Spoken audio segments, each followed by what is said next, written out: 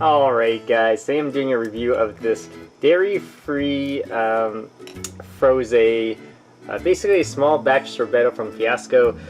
This was at the local grocery store. It was on sale, so I want to try it out. And because it's vegan as well, here are the ingredients. If you guys want to read it, pause the video. Here's the side panel. So this flavor is strawberry rosé. Alright, let's open this up.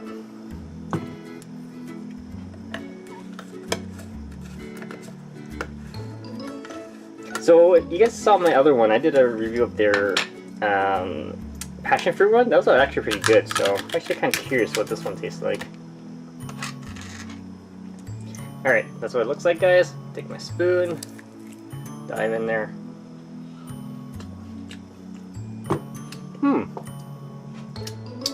Okay, I like the passion fruit one better. Not because this one doesn't taste good, but what you really get from here, you get the aroma of the strawberries, but it's very mild, and you just get a sweetness going through it. That's pretty much all you get from this.